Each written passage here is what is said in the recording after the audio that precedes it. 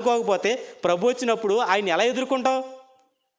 ఆయనతో పాటు ఆకాశం మేఘాల మీద కొనుపోబడే ఆ స్థితిని మనం కోల్పోకుండా ఉండాలంటే మన జీవితాల్లో ఉన్నవేవి కూడా మనం తీసుకోకుండా ఉంటే మనం వెళ్ళగలం ఆయనతో పాటు? ఆలోచించేయండి. పరలోకం అంటే ఆలమూరు లాంటిదా, మాటేరు లాంటిదా అండి? బస్సు ఎక్కి వెళ్ళిపోతాక, ఆటోకి వెళ్ళిపోతాకే. ఆయన వేసిన మార్గంలో పయనించాలి, ఆయన నడిచిన మార్గంలో మనం వెళ్ళాలి. పవిత్రతే దానికి ప్రాథమికమైన అర్హత అయితే, ఆ పవిత్రత ఈరోజు మనం లేకపోతే ఎలాగెళ్తాం పరలోకం మనం? చెప్పండి, ఆలోచించేయండి. పరిశుద్ధత లేని జీవితాలు ప్రభువుని చూడలేవు.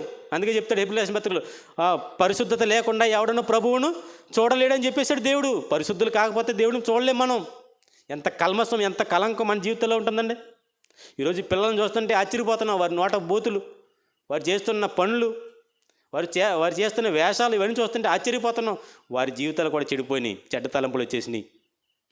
నోవాహు దినాలకు ముందు కాలంలో మరి జనుల హృదయాలు ఎలాగైతే చెడుతనంతో నిండిపోయాయో, చెడ్డ తలంపులతో నిండిపోయాయో, ఈ దినాల్లో కూడా యేసుక్రీస్తు వస్తాడనే ఈ సమయంలో కూడా జనుల హృదయాలు చెడ్డ తలంపులతో నిండిపోయాయి. జనముల హృదయముల్లో ఊహ ఎల్లప్పుడూ కేవలము చెడ్డదైపోయింది. ఆలోచన చాలా చెడ్డదైపోయింది. మనుషుల్లా ఉంటున్నారు, కానీ ఆలోచన చాలా భయంకరమైనదిగా కనబడుతుంది. మనం చూస్తుంటే ఈ సందర్భంలో ఈ స్త్రీ వచ్చింది. ఆమె వచ్చి ఏం చేస్తుందంటే, యేసయ్య వచ్చాడని తెలుసుకుని ఆయన అలా నిలబడితే ఆయన ముందు నిలబడడానికి కూడా ఆమె సాహసం చేయట్లేదు. అవి వెనకుండి ఏడుస్తుందంటండి. ఆ కన్నీళ్ళు అలా పడుతున్నాయి. ఆమె ఏం చేస్తుంది తెలుసా?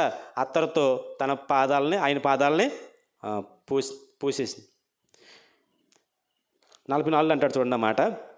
44లో ఆ స్త్రీ వైపు తిరిగి సీమోనుతో ఇట్లా, నేను ఈ స్త్రీని చూచున్నావే, నేను నీ ఇంటిలోకి రాగా నీవు నా పాదములకు నీళ్ళు ఇయ్యలేదు, కానీ ఈమె తన కన్నీళ్లతో నా పాదములను తడిపి తన తల వెంట్రుకలతో తుడిచేసింది. ఏం చేస్తుందంట ఆమె? కన్నీళ్ళతో ఆయన పాదాలు కడుగుతుందండి. పేతురు గారు అంట, పేతురన్న గారు, సీమోన్ అంటే పేతురు గారు. అక్కడ ఆయనంట ఇంట్లోకి రాగానే యేసుప్రభు వచ్చాడని సంతోషంతో కనీసం కాళ్ళు కూడా నీళ్లు ఇవ్వలేదు. ఆనాటి ఆచారం ప్రకారంగా యేసయ్య వచ్చాడంటే, ఎవరైనా ఇంటికి వచ్చారంటే నూనె తీసుకుని తన వారి నెత్తి మీద పోసారు. ఇప్పుడు చూడండి, మన పిల్లలు వచ్చారంటే ఇంటికి, ఆ పిల్లలు కొంచెం నూనె తీసి తల మీద వేస్తారు. ఆ ఆచారాలు వారు పాటించేవారు. అవేవి పేతురు గారు చేయలేదు. ఎందుకంటే ఏంటి కారణం అంటే, ఆయన ఆనందంలో ఉన్నాడో, యేసయ్య వచ్చిన ఆనందంలో ఉన్నాడో, ఆ ఆనందంలో యేసుక్రీస్తుకి చేయవలసిన మర్యాద ఏది చేయలేకపోయాడు. ఇప్పుడు యేసుక్రీస్తుకి ఆయన మర్యాద చేయకపోతే ఈమె చేస్తుందంట. ఏం చేస్తుందంట? ఇదిగో నువ్వు నాకు ఏమో లేదు, కనీసం కాళ్ళు కడుక్కోవడం నీళ్ళు